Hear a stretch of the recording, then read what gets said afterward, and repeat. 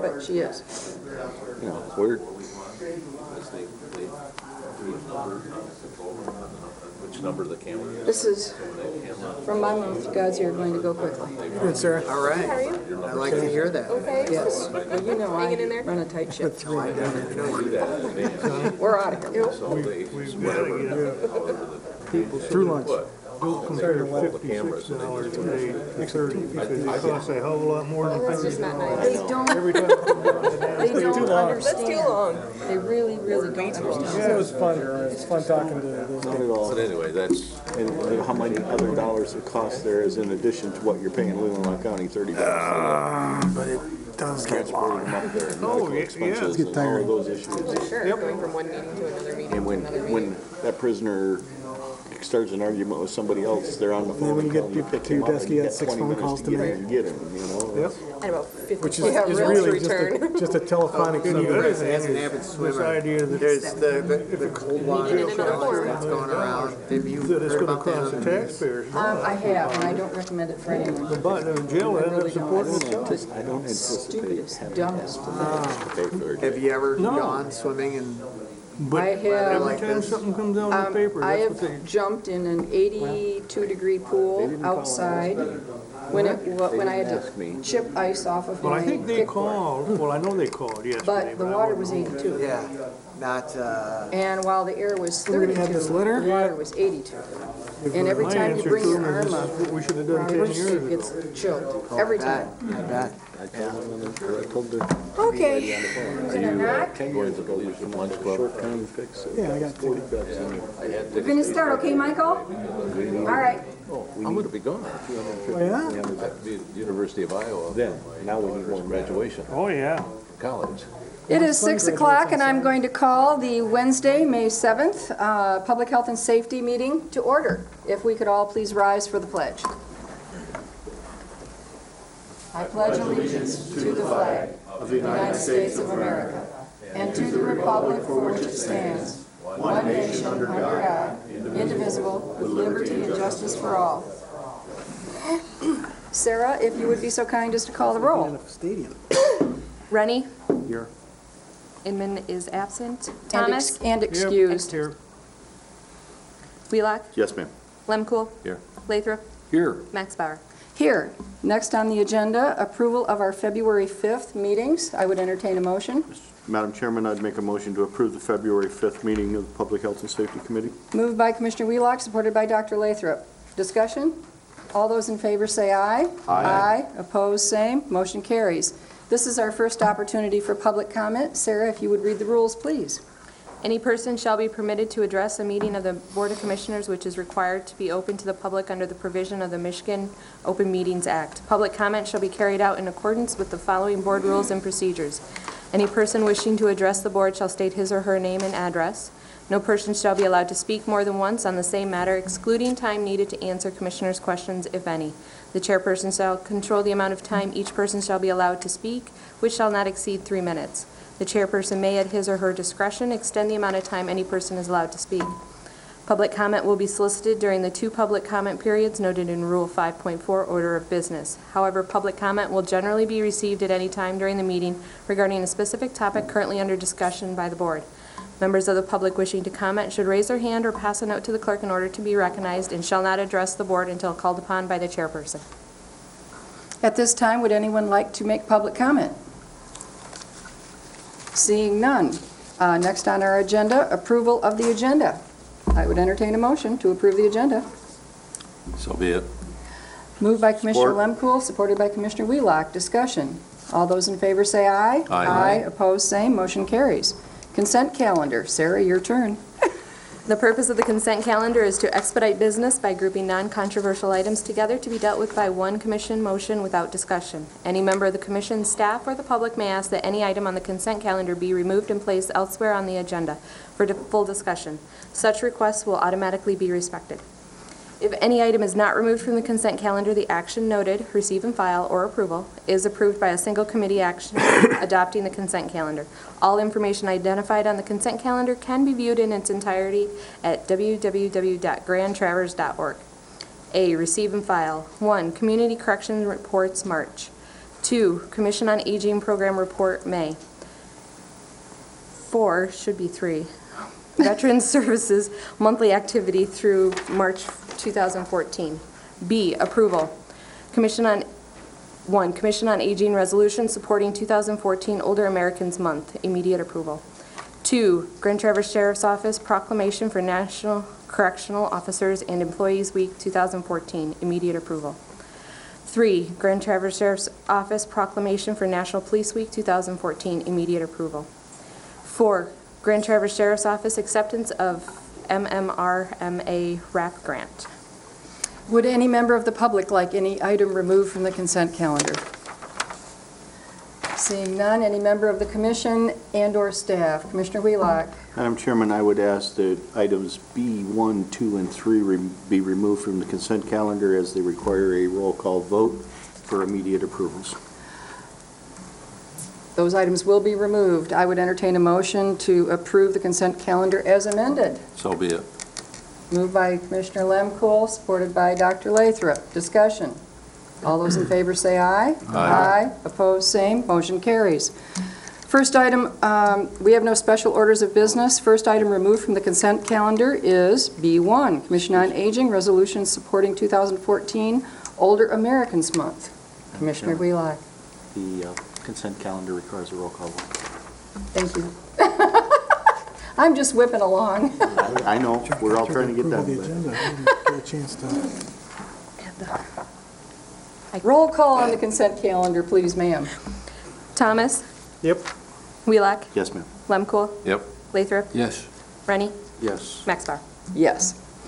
Thank you for looking out for me, Commissioner Wheelock. No problem. All right, item B1, Commission on Aging, resolution. Commissioner Wheelock, you pulled this? Yes, there's a resolution in our board packet for the Older Americans Month? Month resolution. Resolution is on page 28, and I would move that we pass the resolution reading, now therefore be it resolved that this Board of Commissioners that Grand Traverse County proclaims May 2014, there's a typo in there, as Older Americans Month. We urge every resident to take time to recognize older adults and the people who serve and support them as powerful and vital individuals who greatly contribute to Grand Traverse County. Is there support? Support by Dr. Lathrop. Discussion. Roll call, Sarah. Wheelock? Yes, ma'am. Lemkool? Yep. Lathrop? Yeah. Rennie? Yes. Maxbauer? Yes. Next item, remove the consent calendar. Madam Chair. Proclamation for National Correctional Officers and Employees Week 2014. Commissioner Wheelock. Madam Chairman, I would move we pass resolution reading, therefore be it resolved, Grand Traverse County Board of Commissioners formally designates May 4th through the 10th as 2014 as Correctional Officers and Employees Week in Grand Traverse County. The publicly salute the service of correction officers and employees in our community and in the communities across the nation. Is there support? Supported by Commissioner Lemkool. Discussion. Roll call, please, Sarah. Lemkool? Yes. Lathrop? Yes. Rennie? Yes. Thomas? Yep. Wheelock? Yes, ma'am. Maxbauer? Yes. Commissioner Wheelock, your turn. Since I'm on a roll, therefore, proclamation for National Police Week 2014. Now therefore be it resolved, the Grand Traverse County Board of Commissioners formally designates May 11th through the 17th, 2014 as Police Week in Grand Traverse County and publicly salutes the service of law enforcement officers in our community and in communities across the nation. Support. All right, we have a motion by Commissioner Wheelock, supported by Commissioner Lemkool. Discussion. Commissioner Rennie. Would it be possible for you to have somebody read that? There's some very interesting numbers in there. Didn't realize how many police officers we had. I did not know the number of assaults on police officers or law enforcement people on a yearly basis. I think the public should hear that. Okay. Feel free. Do you want to read it? You want me to read it? Okay. To recognize National Police Week 2014 and to honor the service and sacrifice of those enforcement officers killed in the line of duty while protecting our communities and safeguarding our democracy. Whereas there are approximately 900,000 sworn law enforcement officers serving communities across the United States, including the dedicated members of the Grand Traverse County Sheriff's Office. whereas nearly 60,000 assaults against law enforcement officers are reported each year, resulting in approximately 16,000 injuries. Whereas since the first recorded death in 1791, more than 20,000 law enforcement officers in the United States have made the ultimate sacrifice and been killed in the line of duty.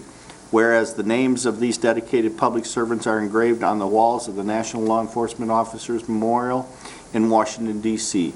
Whereas new names of fallen heroes are being added to the National Law Enforcement Officers Memorial each spring, there are currently 20,267 names engraved on the walls of the National Law Enforcement Officers Memorial. Whereas the service and sacrifice of all officers killed in the line of duty will be honored during the National Law Enforcement Officers Memorial Fund's 26th Annual Candlelight Vigil the evening of May 13, 2014. And whereas the vigil is part of the National Police Week, which takes place this year from May 11th to the 17th. Whereas May 15th is designated as Peace Officers Memorial Day in honor of all fallen officers and their families. Now, therefore, be it resolved that the Grand Traverse County Board of Commissioners formally designates May 11th through the 17th, 2014 as Police Week in Grand Traverse County and publicly salutes the service of law enforcement officers in our community and in communities across the nation. All right. Roll call, please, Sarah. Nice job, Sonny. Lathrop? Yes. Roll call. Roll call, you started with me, right? Yes. And the answer is yes. Okay. Rennie? Yes. Inman? Or, he's excused, sorry. Thomas? Yep. Wheelock? Yes, ma'am. Lemko? Yes. Maxbauer? Yes. Madam Chairman, Yes. just to let everybody know that on the 15th at 1 o'clock in front of the Governmental Center will be our National Day of Recognition, recognizing all fallen police officers, but most specifically our own Sergeant Dennis W. Finch. So I would encourage everybody to come out and be part of that memorial, and it's always been very interesting. It's 1 o'clock on the 15th here at the Governmental Center. Encourage the public and all elected officials to please join us. This brings to mind, when you mentioned Sergeant Finch, normally we have an annual blood drive. Is there anything scheduled this year? Yeah, there's a blood drive coming up. Yes, I think so, yeah. Yeah, it's that week, I believe. May 12th?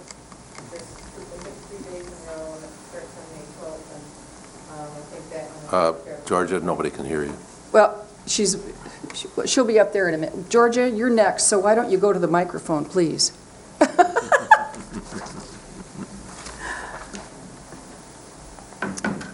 I'm doing this from memory. Georgia Durga, Director, Commission on Aging, Grand Traverse.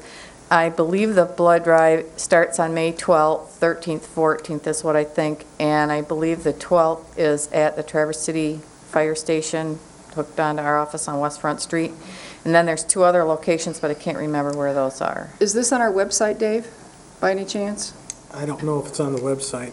I'm looking to see if it was posted in our, I know there's a flyer on the There's doors. yeah, outside there's the a building. poster up we got a poster, that's how I know. We do it annually, and I Yeah. and I can't recall, and I see Sheriff Bensley going out, and he's going to look, and I'm sure he's going to come back with information that we will share with everyone.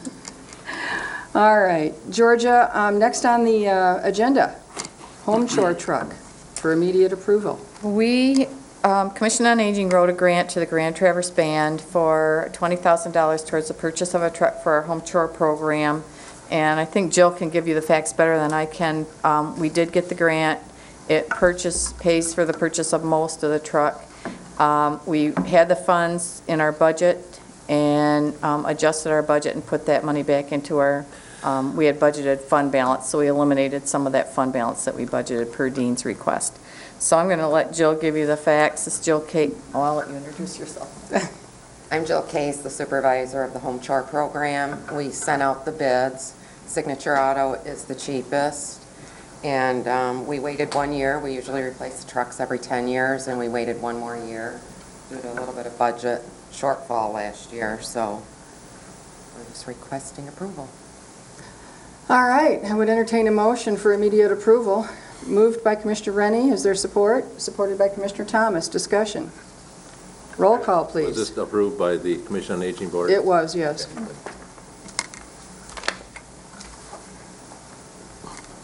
Rennie? Yes. Thomas. Yep. Wheelock. Yes, ma'am. Lemkool. Yep. Lathrop. Yes. Maxbauer. Yes. All right, you got your Thank you. truck. Thank you. Thank you for Madam Chairman, coming. I think we should note that Signature Ford, I believe, has the state contract for governmental vehicles in the state of Michigan. That's why they're going to be significantly lower than the local Yes, and we dealers are. did, It's we not- did look at the others. You know, we have a purchasing policy if they're within 5%, but It wasn't even close. it's not even close. No. We did have a discussion about that at our board meeting and at I just some thought other for the committee. public's benefit, we should note that Signature Ford has the contract with the state of Michigan to provide these types of vehicles. Thank you. And if you need something signed, our chairman of the board, Commissioner Lemkool, would, I'm sure, be happy to do so for you, if he hasn't already. Thank you. All right. Next on the agenda, Grand Traverse Sheriff's Office, presentation regarding prescription and over-the-counter drug drop-off box.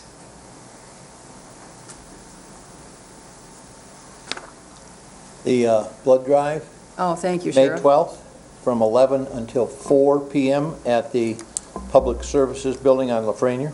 Okay, May 13th, from 9 until 2 p.m. here at the Governmental Center. And May 14th, from 7 a.m. until 10 a.m., the Traverse City Fire Department Station 1 on West Front Street. thank you very much. Yep, I'll try to remember that. Good evening, Tom Bensley, Grand Traverse County Sheriff's Office. Some time ago, Chris Kramer asked if we would have a short presentation on something we do for, I believe it was National County Week or National Government Week or something like that, which was or month, which was in April, and I'm a little late, but here I am. And so I just wanted to let you know about our prescription drug drop-off box. In January of 2013, we installed with the Traverse City Police Department a drug drop-off pod or box, and we have been taking unwanted pharmaceuticals from the public by providing that drop at our office, which is which is in the lobby, which is open Monday through Friday from 8 until 5. In 2013, we were successful in collecting approximately 1,600 and over 1,600 pounds of unwanted, unused prescription medications, which includes the packaging. To date, we have collected another 401 pounds, including the packaging. This is a year-round service that we provide to residents in Traverse City and Grand Traverse County. It's the pod or the drop box is emptied daily. It's weighed, documented, and stored by our evidence and property control officer. When we get too much, we transport that to Grand Rapids. Right on the box, there's an indication of what materials are accepted and what are not accepted. The packaging before it's shipped out looks kind of like this, and it's taken to Grand Rapids where it is incinerated in their, they have an incinerator facility there. And I think it's, our charge is minimal, maybe $50 when we take that to Grand Rapids.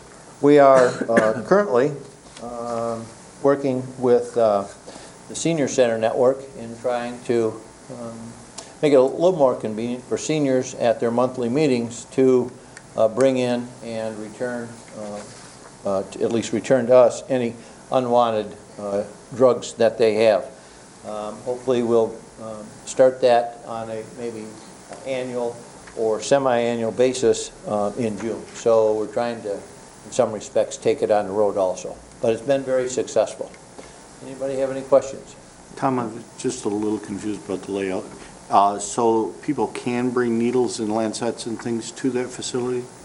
No. To that drop? Well, yes. 'Cause the way it's right. items accepted, and then it They says are- accepted, and then the aerosol cans and that stuff are in another column, so I... Well, there's an wonder- asterisk there.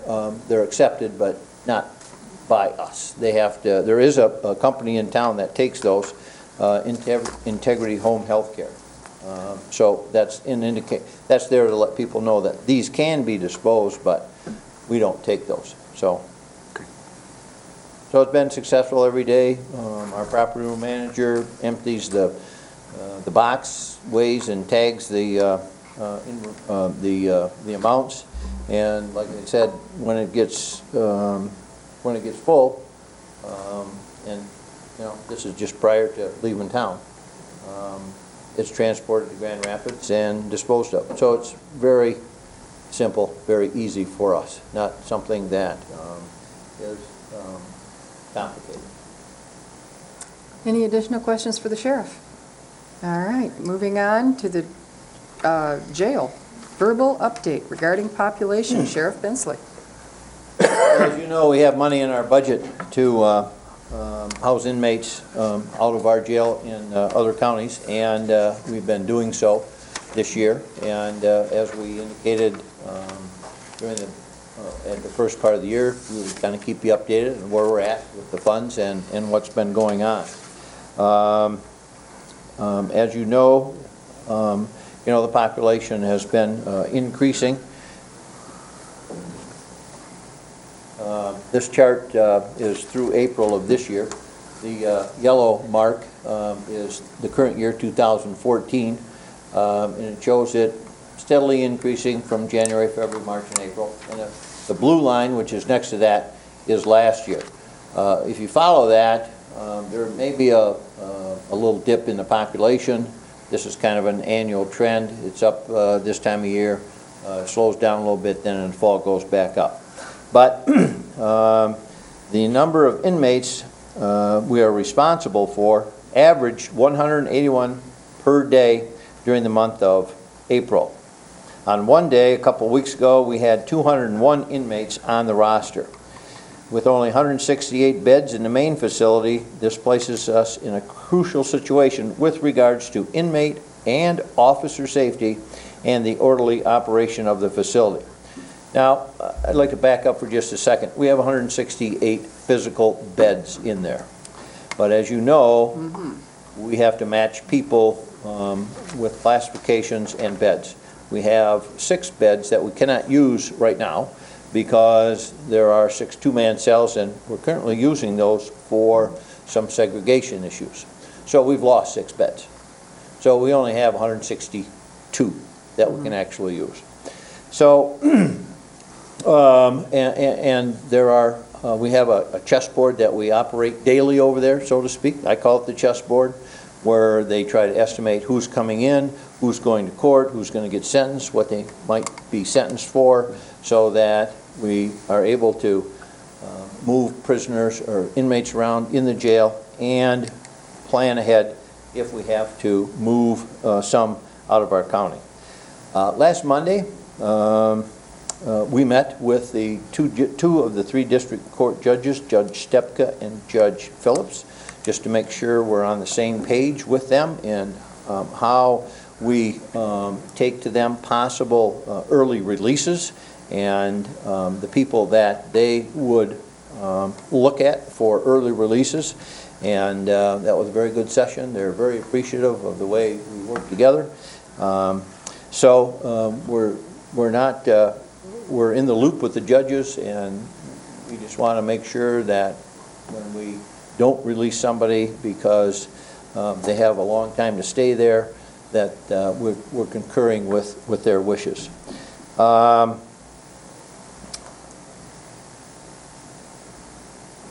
We have boarded as many as 22 to 26 inmates a day, usually at Leelanau County. They have room. They are welcome. They welcome our prisoners.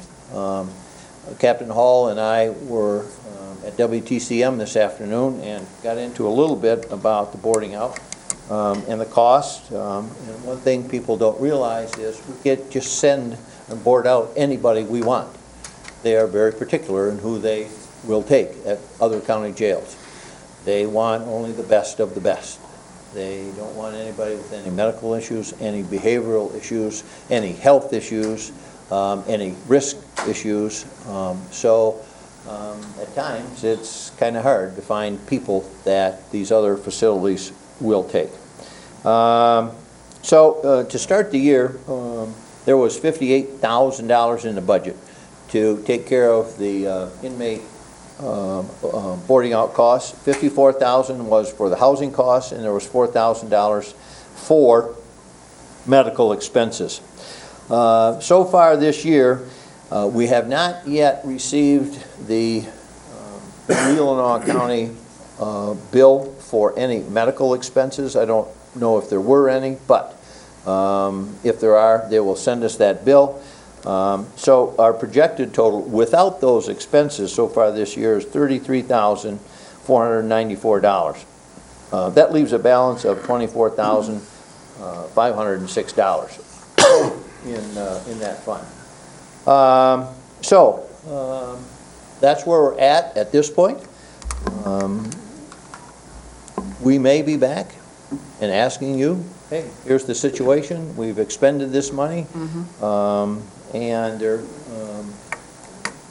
may ask you for more. If that's not an option, we will be pressing the judges to take a look at the people they have sentenced, and if they aren't willing to do that, then we're kind of between you and the court in what we do. But so this is just an update of where we are. We said we would come to the board and let you know how this is going, and that's the reason we're here.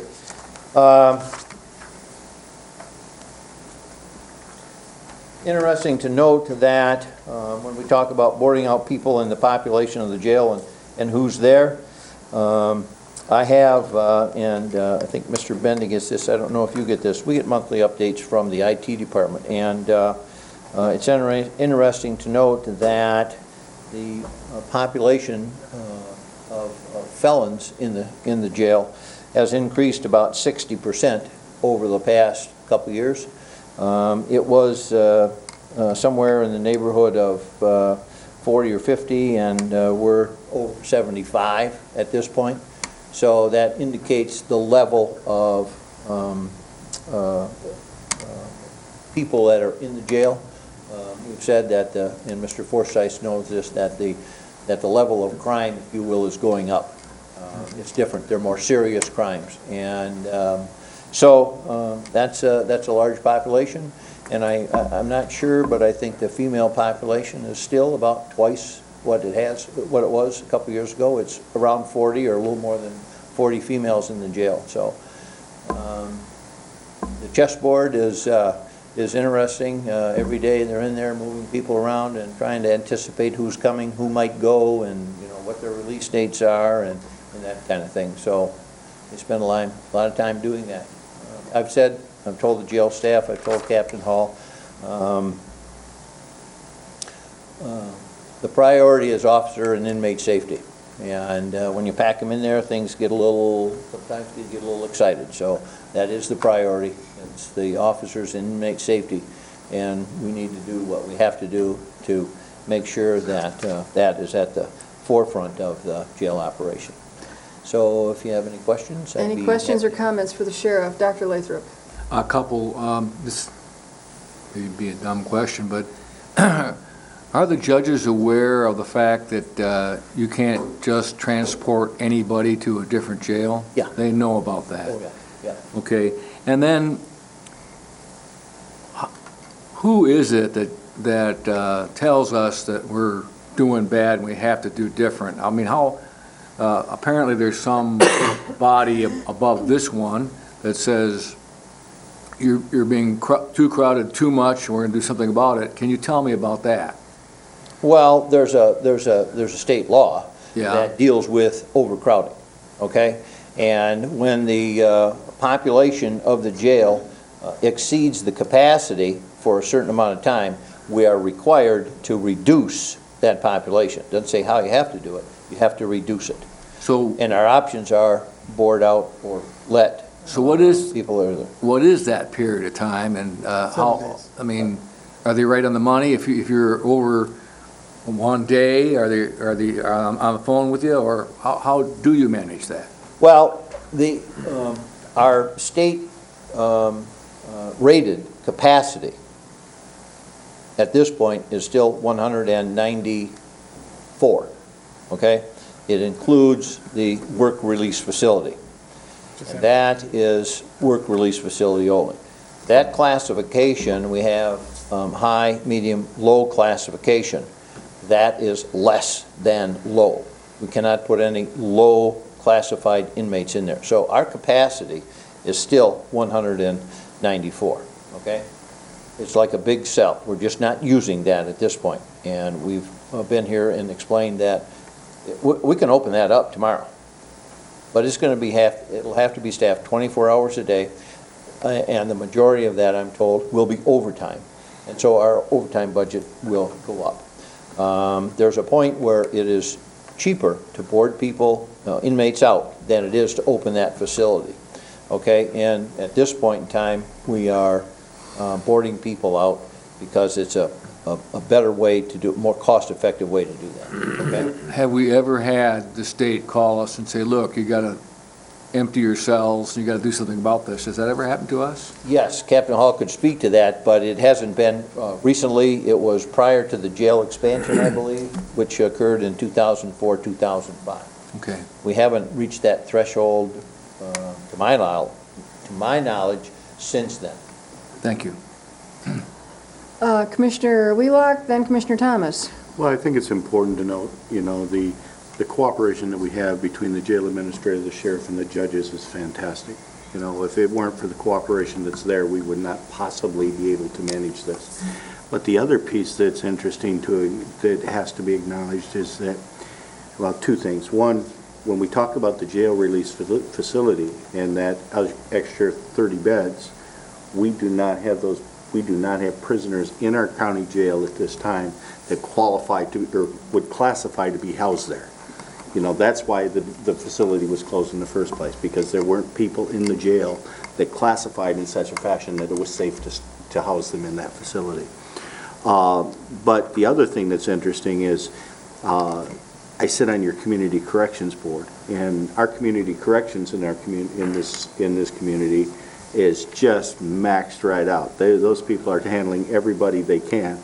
I think Captain Hall told me earlier that if community corrections in our community wasn't as good as it is, we'd have another 217 people in our jail today. So that's, where would we possibly put those? We have to recognize what has happened with our alternative courts and with our community corrections program. We have taken the cream of the crop, if you will, and we've put them in alternative sentencings and in alternative programs. They are not being housed in the county jail.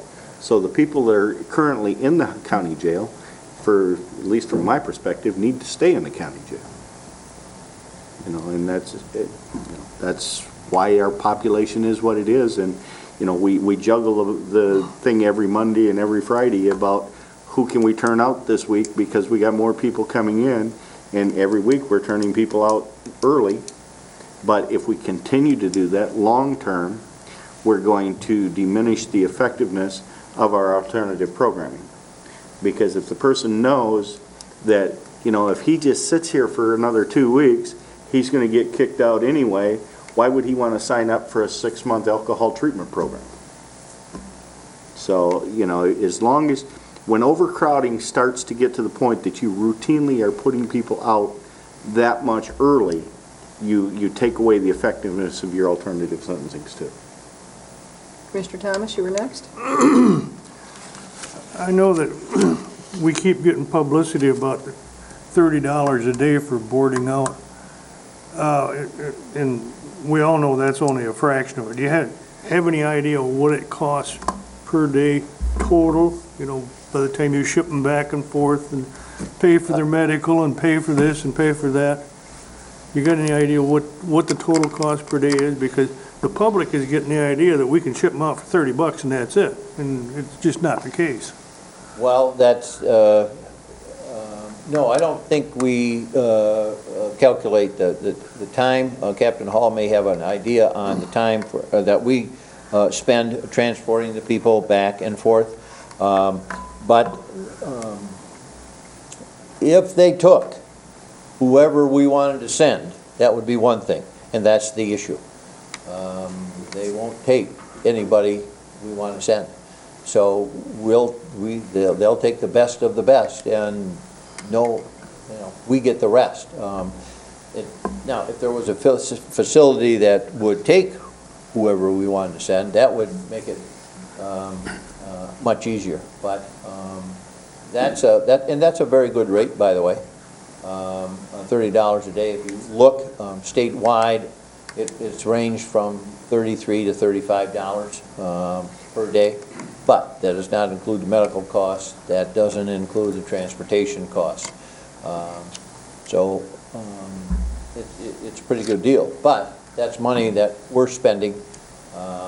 And I think Captain Hall, Who is sneaking up behind you. has a couple of. If he'll address those. Any other comments or questions for me? Please direct to Captain Hall. He has all the correct answers. Commissioner Rennie.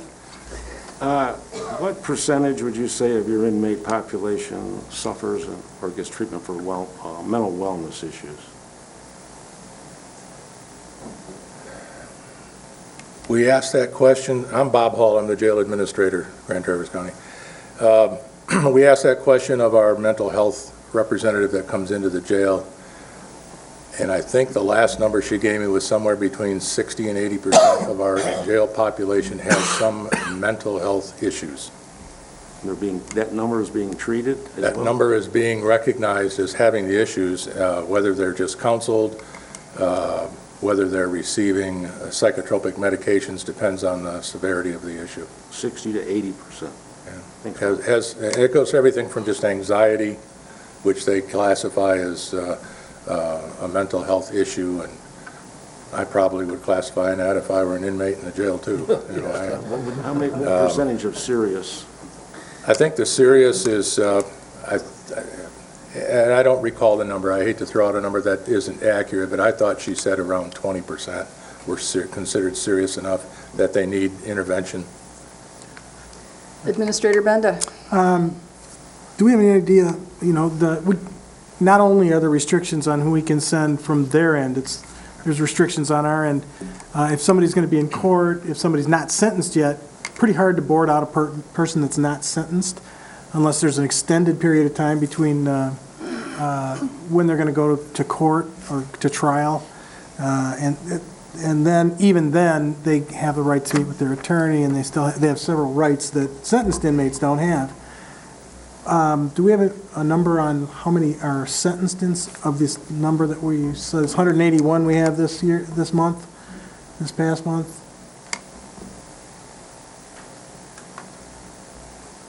I may have that. Okay. There is a pre-adjudicated number, those people that have not went to trial yet. Yeah, and that's another. That number kind of goes. There's a up lot and of down slices to this inmate population, and a whole bunch of them don't qualify for being boarded out.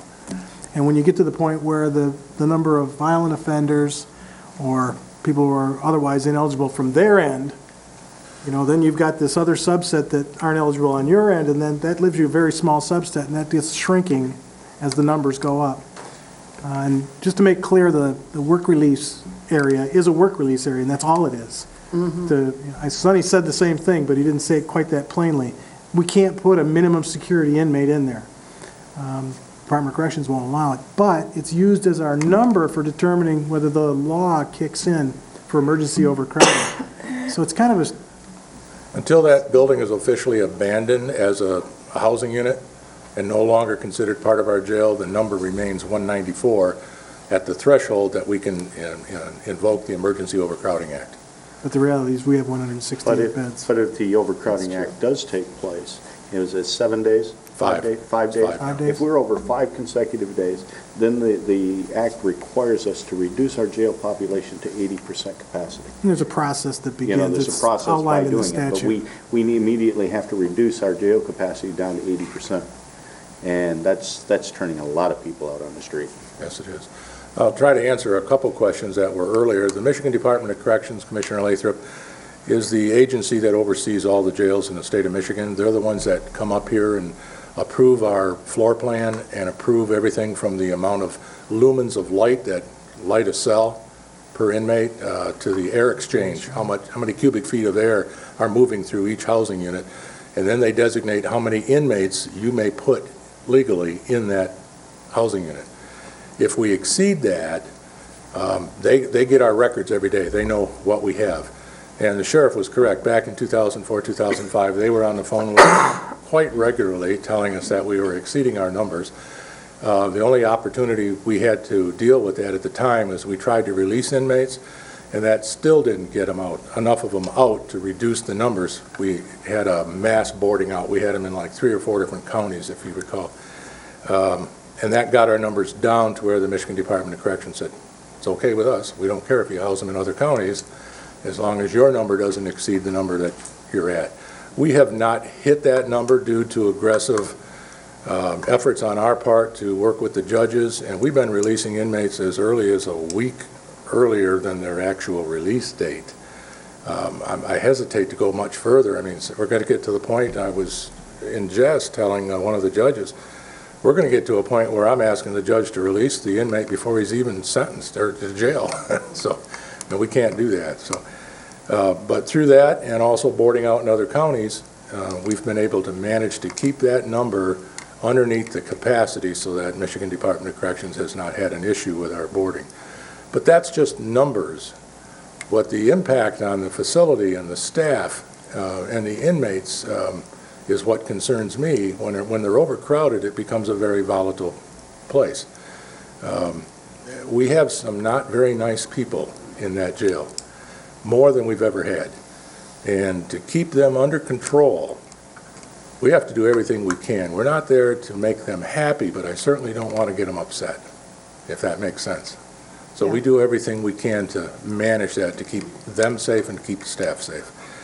Mr. Thomas, you made a question, and I apologize, I don't remember what it was, but that's what prompted me to pop up here and answer that. How much does it really cost? Oh, what it cost?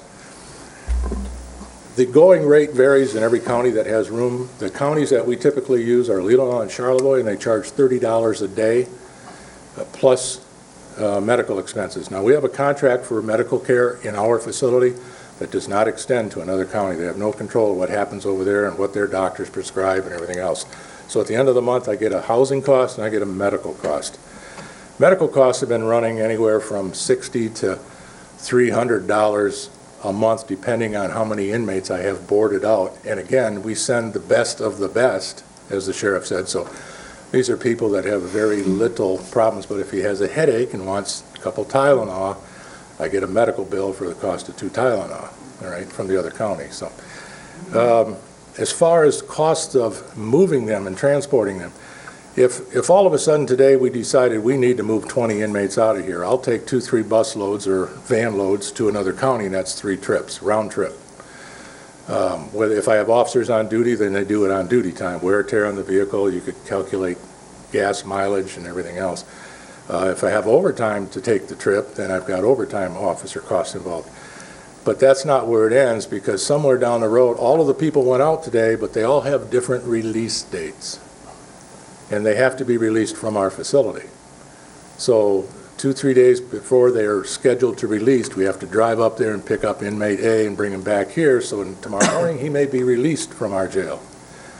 3-4 days later, another inmate's due to be released. We have to drive up there again and pick him up.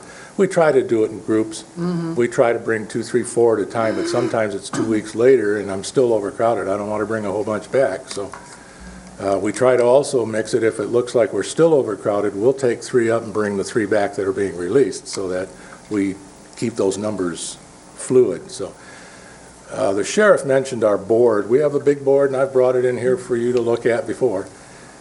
We just updated it. We put real markings on it now that don't erase every time we change the numbers. But sheriff called it the chessboard. Lately, it's more like a Ouija board. It's A Ouija board. A Ouija board. We spend, and I'm not exaggerating, between my population coordinator, my lieutenant, myself, my administrative sergeant, we spend anywhere from 3 to 4 hours of our time a day combined trying to make sense of who we have, who's coming, who we think's coming, might be getting out with bonds, low bonds from the magistrate, who needs to come back from other counties, who we think we need to move to other counties, who we can take over to the judges, and hopefully they will give us some relief in letting some people out early. Boy, it'd be nice if we didn't have to spend that much time managing an overcrowded population in the jail. It's just a tremendous amount of time. But we do it because we And have to. also, with boarding inmates out, something that's forgotten or missed is that they're not eligible for any of the programs that happen in the jail, to get your GED or alcohol programs or drug programs. I mean, they go up there and they're just warehoused, and they don't get any credit for good time, and these are the good inmates that would get the credit for good time because they aren't going to misbehave, and they will go through the programs and get credits, We still but bill they don't them. get any of that because they're boarded out. We still bill them for housing. Since we're paying for their board up there, they pay us, so we still bill them for housing. The other issue is, the sheriff alluded to, was not every jail will take all of our inmates. The last 2 times we've boarded at Leelanau, I've called them and I said, how many can you take? And they would give me a list saying, well, I can take 3 females, I can take, if they're minimum security only, I can take maybe 2 males if they're medium security, but they have to be sentenced and they can't have this or that, and that's all we got. So I said, I don't have those that I need to get rid of. I need to get rid of this demographic of our population. So I called Charlevoix, and they say, well, we can take 4 of those and only 1 of these, you know, and this is what we'd be running into. We'd be running all over the state if we had the philosophy where we're just going to board everybody out. Finding jails that have the room is the tough part. Finding jails that will take some of my population, which are not the most upstanding citizens in the community, is another problem. I was doing okay until they said institutional behavior problems, and I started losing counties that were interested in some of our jails, but they're inmates. It just becomes a nightmare trying to move them around the state, and they just work. If nobody takes them, we have to keep them. We took a van load earlier this year up to Charlevoix, and when we got back here, and the reason I know this is because I took them. We had nobody available, so my lieutenant and I jumped in the vehicle and we loaded the van and we took them to Charlevoix. When I got back here, we went back 10 minutes. The phone rang, you come up here and get this one inmate out of here, he's causing all kinds of problems. We had to turn around, drive all the way back to Charlevoix and pick that one guy up and bring him back. Nobody will take them, so I mean, we'll end up with inmates in our jail that we can't board out even if we wanted to. Dr. Lathrop. What I'm having a hard time doing is getting my hands around how urgent this is. Should have been done 10 years ago, Well, I mean, when we did the short-term fix. okay, are we at the point commonly when you have no options? I mean, how close are we to being called by the state and saying, look, you got to empty out 20%? How close are we to that these days? Well, at 181, we're only 13 away from hitting the magic number, even though we don't have the work release building open. And I dread if I had 194 inmates in my 168-bed jail.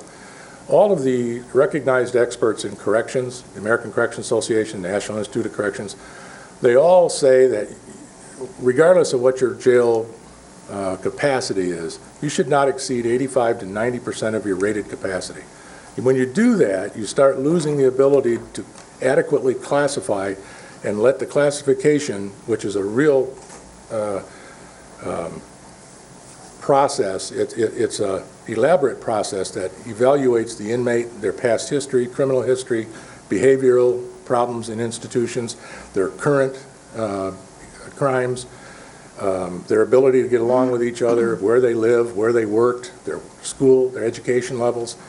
And then it assigns them a number. And it's just a best guess, a tool that we use to try to keep we have to keep like classifications together. When we exceed the 85 to 90% of our rated capacity, we lose the ability to keep those people separated by classification. You start mixing them and now you're inviting trouble. With the population that we have in the jail today, we have exceeded our ability to classify and separate. And that's not a good thing. Whether this is just an anomaly, I'm suggesting to you that it appears to be a long-term solution, a long-term problem that's just going to get worse. Now, historically, during the summer months, we drop a little bit, and I don't know what causes that other than maybe with the tourists in the area, that the law enforcement officers are busy dealing with them and not arresting on warrants and other issues that are in the community. But certainly when the tourists all leave, the ones that did decide to create problems while they were here, their adjudication starts around August, September, and our numbers just skyrocket. And if they're going to continue like this in the fall, we're in real trouble. So to answer your question, how serious is this? This is the most serious it's been in my career, outside of the mess we had right in 2004 that we dealt with real quick. But So on a 1 to 10 scale, this is a 9 or a 10? 9.5. Pardon? 9.5. Okay, Yeah. thank you. Commissioner Rennie? Captain, have you done any projections based on this data you have here to where you think it'll go this year? No, if you just apply the percentage above last year's and the percentage of the years before, you can probably take those yellow lines and push it close to 200 come August, September, October, November. Easily. And that's with us working with the judges to get people out. Commissioner Lemkool? That's why we call him a jail administrator. You know, the talent that takes to build, to balance all these things. You know, I just want to say thank you for what you're doing, and we appreciate how attentive that you are and be able to make sure that everything is done safely for our community. So I think it's a job well done, and we appreciate it. Did everyone get an opportunity to get a copy of Captain Hall's annual report?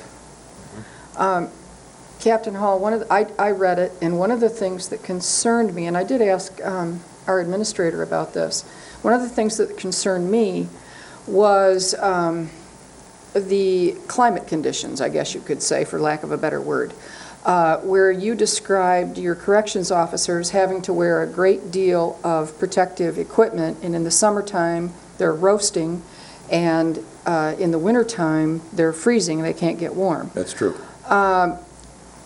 How are we addressing that? I did talk to the administrator who tells me that an HVAC unit is in the budget for this year. Yes, it is. Hopefully it's the one in the main housing unit.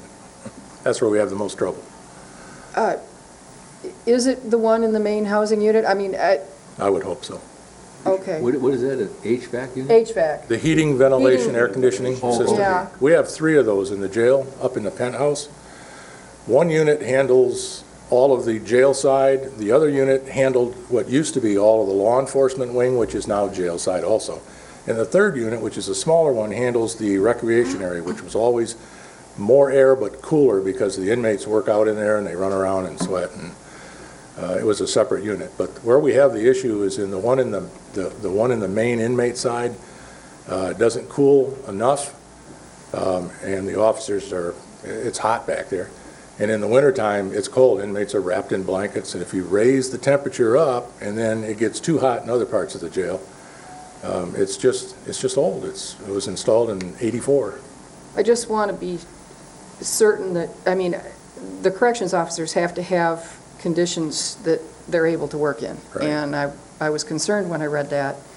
And I do want to keep, As we are be today. kept up to date as to when we're going to get that fixed. It's in the budget. Please. I hope it's Should be soon. moving. All right, any other questions for Captain Hall? Charlie, you spoke earlier about anxiety and issues with the inmates in the jail. We're also having those same issues with some of our correctional staff. You know, when they're put in a situation where they are not sure they can truly be fully in control, there's an anxiety there that is totally unacceptable, at least from my perspective. Good point. All right. What's that? Thank you. Thank you. Thank you, Thanks, Captain Bob. Hall. Thank you. Thank you, Sheriff. Good discussion. All right. Next on our agenda, administration verbal update regarding medical examiner. I'm going to bring Wendy up, because Wendy's been really doing a lot of work on this. Actually, she's been doing a fantastic job. We have been, we've been dealing with medical examiner issues. It kind of falls into 4 categories, and I'll let Wendy give you an update. Good evening, Wendy Truitt, Health Officer, Grand Traverse County Health Department. So I'm going to update you on kind of 4 categories of items that I've been working on. Some are prior to Dr. Houghton going on a medical leave. Some have just been some ongoing issues. As far as current operations, you've appointed 2 deputy MEs, and that has given stability to the office, which is good. Normal things can continue, so not to sound morbid, but I'm going to have to discuss things relating to death. So people can die, people can get cremated, cases can be processed, autopsies can happen, and we can continue to do the normal day-to-day operations. Dr. Houghton is still on a medical leave. I did see him Friday. He does plan to be back in probably the next 6 to 8 weeks. And the plan is to keep the deputy MEs in place to continue to assist him as needed. In the past, he hasn't had a deputy ME, so he's never really been able to take vacation or time. So I think when he comes back, he might want to ease into it a bit. And since we are working hard to train the 2 new deputies, it makes sense to keep them on, keep them gaining the experience. I've also been working with Ingham County, the medical examiner there. They have sort of taken us under their wing. I'm asking a lot of questions, and they're coming Monday to provide some training as an in-kind. They're not charging us anything. They're doing a community outreach service to us. They are going to be training the deputy MEs, the DEANer, the medical examiner investigators, who are EMS in our county through North Flight or Blair Township Fire. And also, I talked to the sheriff's detective, Barshiff, yesterday, who's in charge of the training for the evidence techs, and he will be attending possibly other staff if they're available, just to get some of that experience. It's always good to keep everyone who's involved in these investigations current, and that they're doing things consistently. Throughout the course of this has also opened up the communication with the funeral homes in the area, Munson, detectives, Bob Cooney's office, so medical examiner office interacts with all these different agencies. One of the issues that I've been involved in since I've got here was unclaimed bodies, and I've mentioned this briefly in the past. Probably years ago, there was probably a handful of unclaimed bodies that would happen in a year. Over the course of time, we're averaging maybe 1 to 2 a month. And I can't say it's always consistently 1 to 2. It's kind of sporadic and they're hard to predict. But when they do happen, they're difficult to deal with. There's a work group who we're working on trying to figure out how to deal with these logistically. Part of it is due to the economy. Some of it is due just to the consistent and constant population growth in our region. So over the years, as our population has grown, you're going to have an increased number of deaths. If you have an increased number of deaths, you're going to have an increased number of medical examiner cases. Even though the majority of deaths are natural, you're still going to have some increase. We have a regional hospital here that draws people in for medical care, sometimes critical, and sometimes people die when they go to the hospital, so that in our county we actually have a disproportionate higher number of deaths for our population size because we have a regional hospital that pulls people in. I think I talked about that. About a third of the deaths that happen in our county are not Grand Traverse County residents. So we average about 1,200 deaths a year right now, and about 800 of those are actually Grand Traverse County residents. There's many laws and logistics in determining whether or not a person is truly unclaimed. I actually attended a session on it last fall, and there's quite a chart and quite a process and a lot of people involved, and ultimately here you determine whether or not it's a medical examiner case. But in the end, after you go through all these steps, if you can't find someone next of kin, the appropriate person to claim the body, it then becomes either a medical examiner case or the public health responsibility. So no matter which way you go down this chart, it's still our responsibility. So working to try and improve that process. So one of the things that's happened in the past is that the funeral homes have rotated the cases when it's just been, a handful, and they've done it as more of a community service Munson Nursing Administration has assisted in law enforcement in trying to identify, but as the number have grown, we can't continue to rely upon essentially their kindness, their generosity. It takes quite a bit of time. Sometimes some of the investigations can take up to 20 hours of staff time. You have to work through a legal system. And if you want to get someone who's not next of kin appointed as the person who can take custody, the state will pay, if it's truly deemed to be unclaimed, the state will pay for about $700 worth of the costs. But cremations cost more than that.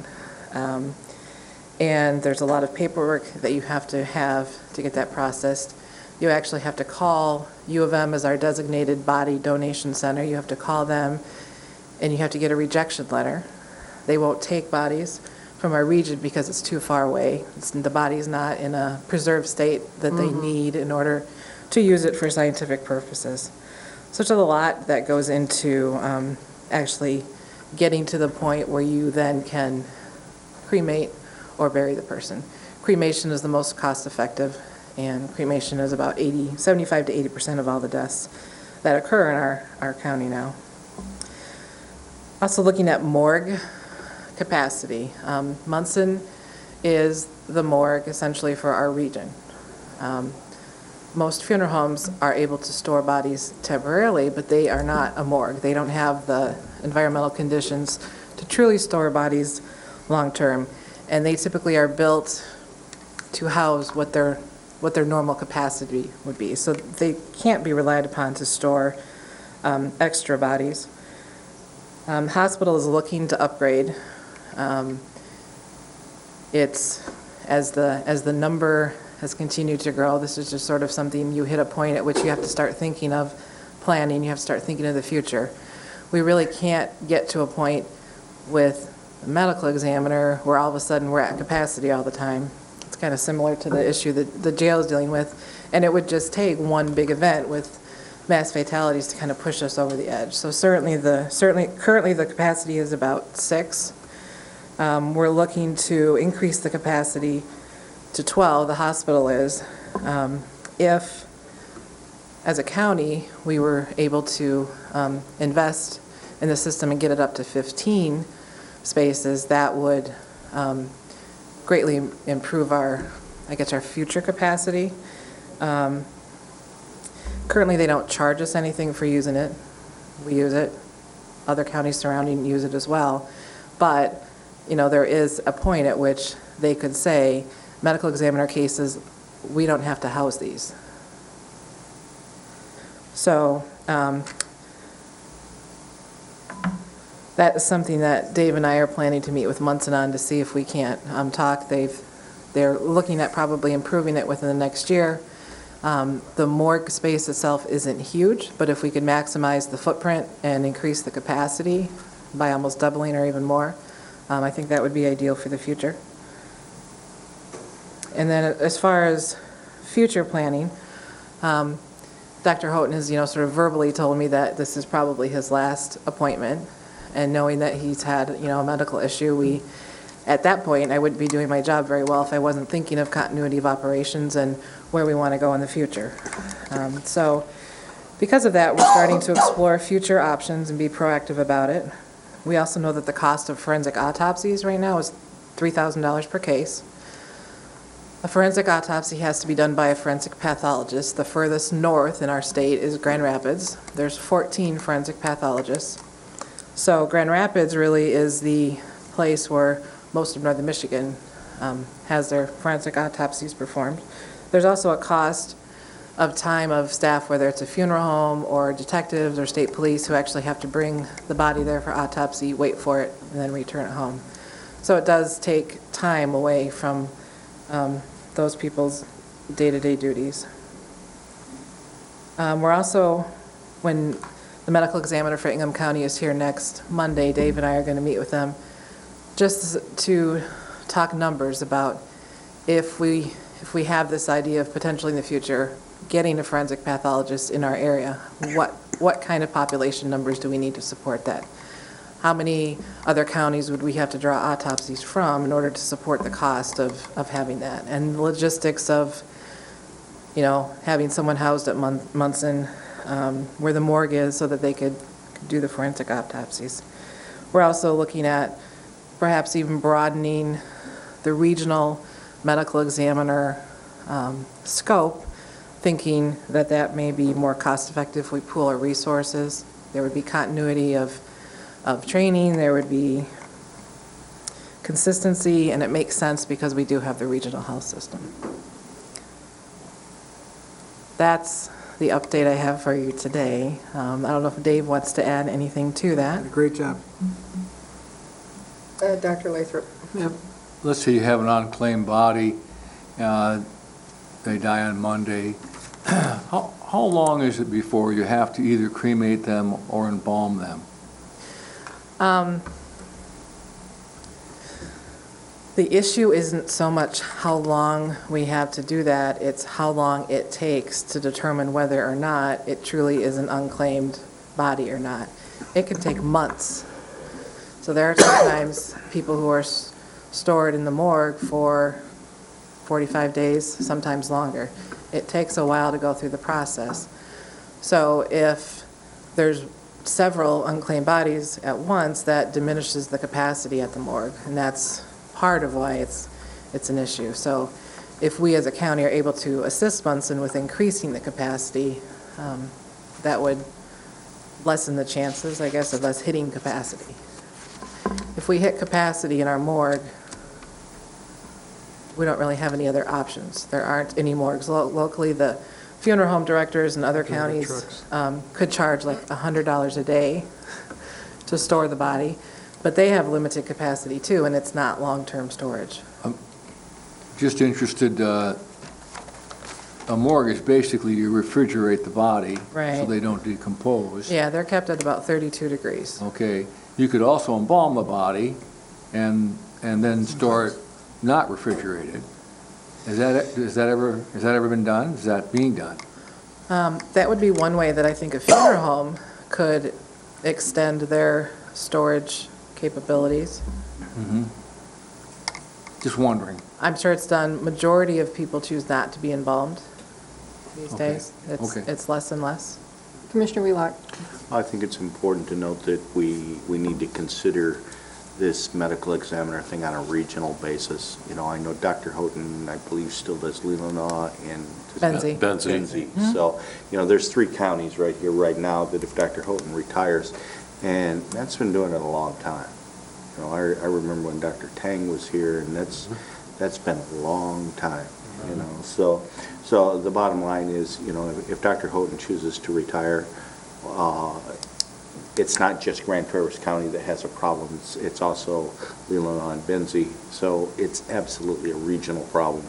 And if we can be realistic about understanding that, you know, because Munson's a regional hospital, Munson happens to own the hospitals in both Leelanau and Benzie County, so it seems to me like Munson should be really supportive of the idea of making this a regional issue, and we should have their help in doing this also.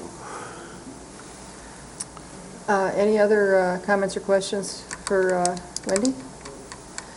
Wendy, I greatly appreciate your expertise and the fact that you are looking further down the road into the future for the county. I know how hard you're working. I've seen you upstairs in the conference room with Dave and Dean and in meeting after meeting, working on this, and thank you.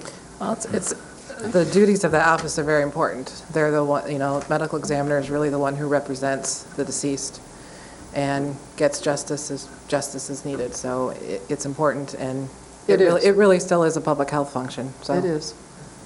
All right. Thank you, Wendy. Okay. Thank you, Wendy. Moving on. Hang on a minute here. Unfinished business. We have none? Okay. New business. I have one. I have one piece of new business. Go ahead. On your desk, you'll see a letter to Representative Wayne Schmidt from the chairman of the Grand Traverse County Board. In order to get Chairman Lemkool to sign this, we would need the whole board to say that this letter is on behalf of the county board. It's thanking him for for his support for full funding for county revenue sharing, which just passed the House yesterday. They stripped out the amendment that required road funding. The counties and other local units give 5% of their revenue sharing money to roads, which has never been done in the past. I mean, why don't they just take the money and give it to roads and not give it to us? So true. But that's what they had proposed, and they stripped that out. Representative Schmidt voted for that, and, it's a good thing to say thank you when your is. representative represents your interests. Absolutely. I would entertain a motion to send the letter to Representative Schmidt. So moved. Moved by Commissioner Wheelock. Could we have supported by immediate Dr. effect on that? Latham. Could we have immediate effect on this? Yes, and we will have a roll call vote. That was a motion for immediate effect, was it not, Commissioner Wheelock? Thomas? Thomas? Yes. Oh, I didn't hear. Wheelock? Yes, ma'am. Lemkool? Yes. Lathrop? Yeah. Rennie? Yes. Max Bauer? Yes. All right. And this is our second opportunity for public comment. Seeing no one rushing to the podium, Commissioner Committee reports. Yeah, I got a couple of things. Julie Ahrens from 13th Circuit Court has sent out an email to each of us about Judge Rogers and Power. Appreciate your attendance on May 14th reception for the Court of Appeals judges on the 13th Circuit Court. So they will be at reception, so that's just before our meeting next week from, I think it's 4 to 6.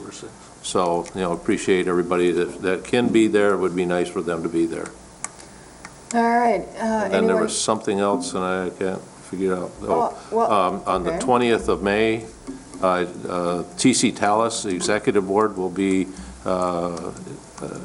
having a special meeting for the Executive Board, and they will to be introduced and discuss the T.C. Tallis Technical Committee's memorandum on east-west transportation.